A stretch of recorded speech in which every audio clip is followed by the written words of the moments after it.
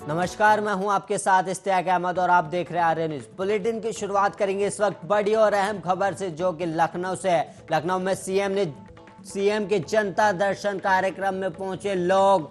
बड़ी संख्या में लोग मुख्यमंत्री आवास पर पहुंचे, अपनी अपनी समस्याओं को लेकर पहुंच रहे हैं लोग।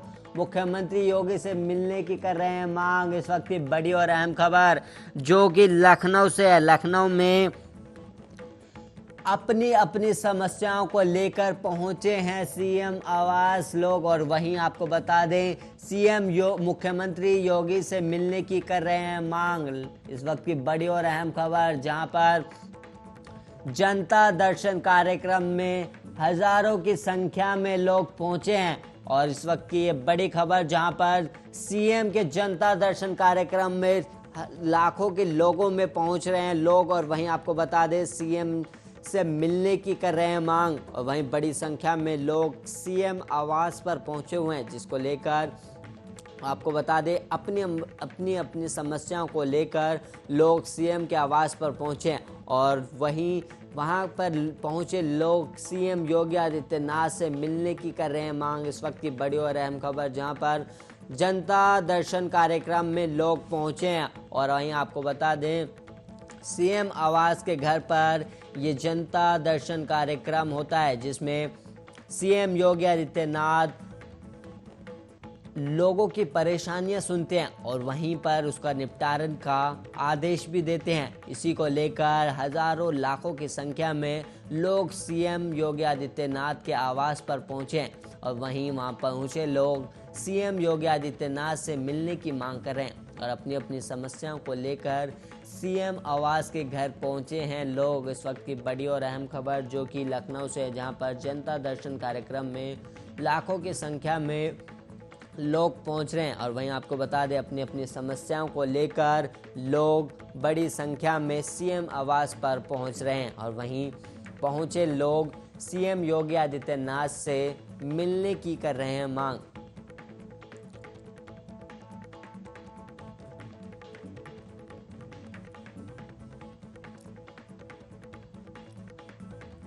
और वहीं इस वक्त एक और बड़ी खबर सामने आ रही है, जो कि वाराणसी से है। वाराणसी में लगातार बढ़ रहा है गंगा का जल स्तर। जल पुलिस ने नाव के संचालक पर लगाई रोक। सुरक्षा की दृष्टि से लगाई गई है ये रोक।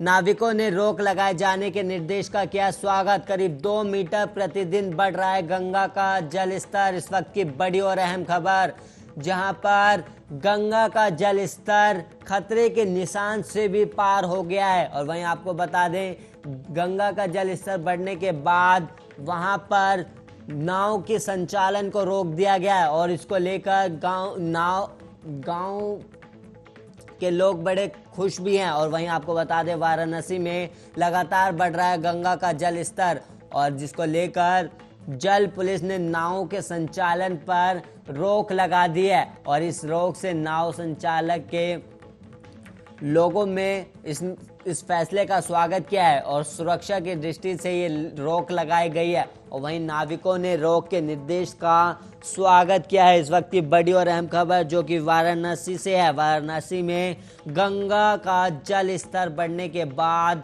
करीब वहां पर नाव संचालन पर रोक लगा दी गई है। और वहीं आपको बता दें, नाविकों ने इस फैसले का स्वागत भी किया है। और रोज लगातार 2 मीटर से ज़्यादा जल स्तर बढ़ रहा है, जिसके बाद सुरक्षा दृष्टि से ये रोक लगाई गई। और इस रोक पर नाविकों ने इस फैसले का स्वागत भी किया है। इस वक्त की बड़ी और अहम खबर, जहां पर लगातार बारिश के कारण गंगा का जल स्तर बढ़ गया है, जिसको लेकर आपको बता दें करीब 2 मीटर प्रतिदिन बढ़ रहा है जल स्तर। जिसके बाद यहां पर वाराणसी में लगातार गंगा का जल स्तर बढ़ने के बाद वहां पर नाव के संचालन पर रोक लगा दी गई है।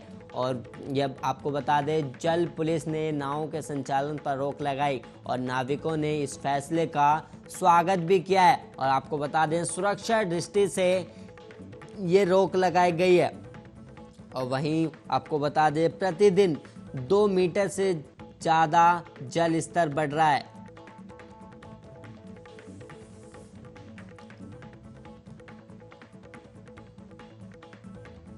वाराणसी में लगातार बढ़ रहा है गंगा का जल स्तर, जिसको लेकर जल पुलिस ने नाव के संचालन पर रोक लगा दी है। सुरक्षा की दृष्टि से ये रोक लगाई गई है और वहीं आपको बता दें इस फैसले से नाविकों ने इसका स्वागत किया और इसे स्वीकार किया और वहीं सुरक्षा की दृष्टि से इस पर रोक लगाई गई है। और वहीं आपको बता दें प्रतिदिन 2 मीटर से ज़्यादा गंगा का जल स्तर बढ़ रहा है, जिसके बाद जल पुलिस ने नाव के संचालन पर रोक लगा दी है।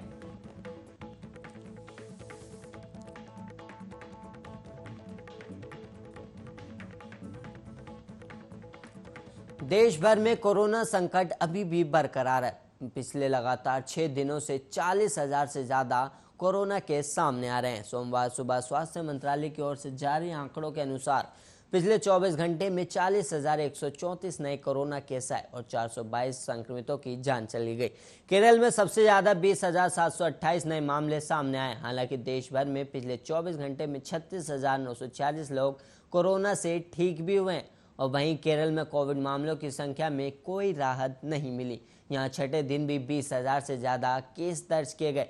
केरल में कोविड के 20,728 नए मामले सामने आए, जिसके बाद कुल संक्रमितों की संख्या 34,11,000 हो गई और वहीं 56 और मरीजों की मौत के बाद महामारी से मरने वालों की संख्या बढ़कर 16,000 से ज़्यादा हो गई। आज लगातार छठा ऐसा दिन है जो प्रदेश में कोविड के 20,000 से ज़्यादा नए मामले सामने आए और वहीं राज्य में 27 जुलाई से अब तक संक्रमण के 1,28,000 से ज़्यादा मामले सामने आए।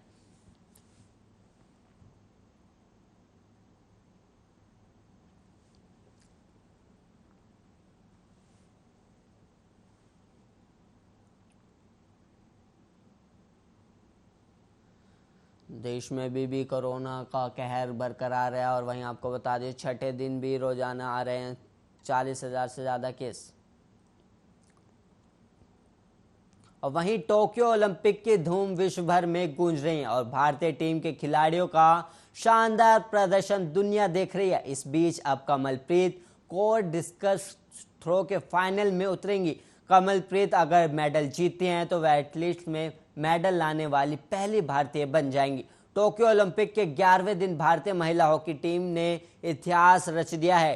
टीम पहली बार ओलंपिक के सेमीफाइनल में पहुंच गई है तो वहीं टीम ने क्वार्टर फाइनल में 3 बार की ओलंपिक चैंपियन ऑस्ट्रेलिया को 1-0 से हरा दिया। भारत की गुरजीत कौर 22वें मिनट में गोल दाग टीम को 1-0 से लीड दिलाई थी और उन्होंने डायरेक्ट फ्लिक से गोल किया था।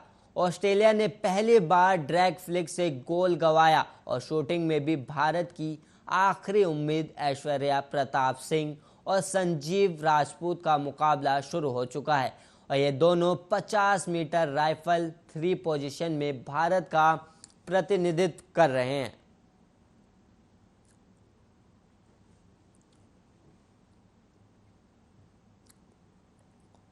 वहीं कोरोना संक्रमण के खतरे के बीच खोले गए सिनेमा हॉल के लिए जल्द ही नई गाइडलाइंस आ सकती हैं और वहीं आपको बता दें सिर्फ 10% लोग ही अगले 60 दिनों में सिनेमा हॉल में फिल्म देखने की योजना बना रहे हैं। दरअसल पिछले 2 महीनों में कोरोना मामलों में गिरावट के साथ कई राज्यों में सिनेमा हॉल और मल्टीप्लेक्स 30 जुलाई से खुल गए हैं। दिल्ली, एनसीआर, उत्तर प्रदेश, राजस्थान, गुजरात, तेलंगाना, कर्नाटक, छत्तीसगढ़, आंध्र प्रदेश, मध्य प्रदेश कुछ ऐसे राज्य हैं जिन्होंने सिनेमा हॉल को सुरक्षा प्रोटोकॉल के साथ खोलने की अनुमति दी है। इसके साथ ही कर्मचारियों के टीकाकरण पर भी जोर दिया।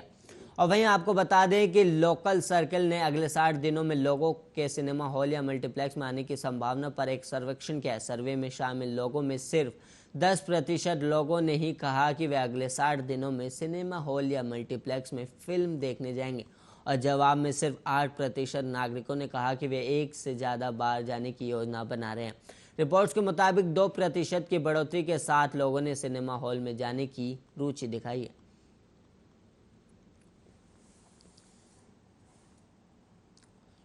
और वहीं असम और मिजोरम के बीच सालों से जारी सीमा विवाद ने बीते 24 जुलाई को हिंसक रूप ले लिया था। इस झड़प में असम पुलिस के 6 जवानों की मौत हो गई थी और वहीं 2 राज्यों के बीच मामलों की बढ़ता देख केंद्रीय गृह मंत्रालय को दखल देनी पड़ी थी। अमित शाह ने दोनों राज्यों के मुख्यमंत्रियों से बात कर स्थिति को जल्द से जल्द सामान्य करने की अपील की थी और इसका असर भी देखने को मिल रहा है। असम के मुख्यमंत्री ने पुलिस को मिजोरम के सांसद के वनलाल वेना के खिलाफ दर्ज प्राथमिकी वापस लेने का निर्देश दिया है। सीएम हिमंत बिस्वा शर्मा ने खुद सोमवार को ट्वीट कर इसकी जानकारी दी है। शर्मा ने कहा कि उन्होंने राज्य पुलिस को निर्देश दिया है कि 26 जुलाई को मिजोरम के साथ सीमा संघर्ष के बाद राज्यसभा सांसद के खिलाफ सद्भावना के संकेत के रूप में प्राथमिकी वापस ले ली जाए। हालांकि उन्होंने आगे कहा कि अन्य पुलिस अधिकारियों के खिलाफ मामले को आगे बढ़ाया जाएगा और उन्होंने आगे कहा कि इस सद्भावना को आगे बढ़ाने के लिए मैंने असम पुलिस को मिजोरम से राज्यसभा सांसद के खिलाफ प्राथमिकी वापस लेने का निर्देश दिया है। हालांकि अन्य आरोपी पुलिस अधिकारियों के खिलाफ मामले को आगे बढ़ाया जाएगा। इससे पहले सीमा पर खूनी संघर्ष के बाद तनावपूर्ण माहौल के बीच मिजोरम के मुख्यमंत्री जोरमथंगा ने कहा था कि दोनों राज्य अब बातचीत के जरिए विवाद को सुलझाएंगे। और वहीं उनके मुख्य सचिव ने बताया है कि मिजोरम असम के सीएम हिमंत बिस्वा शर्मा के खिलाफ दर्ज एफआईआर को वापस लेने को तैयार है। और वहीं स्वास्थ्य मंत्रालय के अनुसार 1 अगस्त तक देश भर में 47 करोड़ 22 लाख कोरोना वैक्सीन के डोज दिए जा चुके हैं। और वहीं बीते दिन 17 लाख टीके लगाए गए। और वहीं भारतीय आयुर्विज्ञान अनुसंधान परिषद के अनुसार अब तक 46 करोड़ 96 लाख कोरोना टेस्ट किए जा चुके हैं। और वहीं बीते दिन करीब 14 लाख कोरोना सैंपल टेस्ट किए गए, जिसका पॉजिटिव रेट 3% से कम है। देश में कोरोना से मृत्यु दर 1.34% है, जबकि रिकवरी रेट 97% से ज़्यादा है। एक्टिव केस 1.30% है और कोरोना एक्टिव केस मामले में दुनिया में भारत अब 8वें स्थान पर है। और कुल संक्रमितों की संख्या के मामले में भारत दूसरे नंबर पर है, जबकि अमेरिका ब्राजील के बाद सबसे ज़्यादा मौतें भारत में हुई हैं।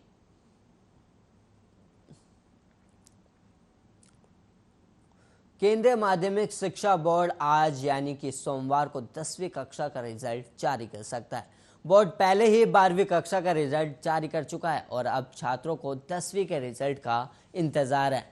हालांकि बोर्ड की तरफ से इस बात की पुष्टि नहीं की गई है और बोर्ड के परीक्षा नियंत्रक संयम भारद्वाज कह चुके हैं कि 10वीं का रिजल्ट इस हफ्ते जारी किया जा सकता है। और उन्होंने 12वीं के रिजल्ट जारी होने के दिन कहा था कि 10वीं के रिजल्ट पर आज से ही काम शुरू हो गया है और अगले हफ्ते तक रिजल्ट जारी करने की कोशिश रहेगी। बोर्ड की तरफ से आधिकारिक वेबसाइट cbscresult.nic.in पर 10वीं का रिजल्ट जारी किया जाएगा। और इस साल बोर्ड 10वीं कक्षा के लिए मेरिट लिस्ट जारी नहीं करेगा। और वहीं आपको बता दें कि कोरोना वायरस के कारण बोर्ड ने इस साल 10वीं कक्षा की परीक्षाओं को रद्द कर दिया था। बोर्ड ने 10वीं का रिजल्ट आंतरिक मूल्यांकन पद्धति के जरिए तैयार किया है। जो विद्यार्थी बोर्ड के 10वीं कक्षा के रिजल्ट से संतुष्ट नहीं होंगे वो फिर से परीक्षा दे सकेंगे।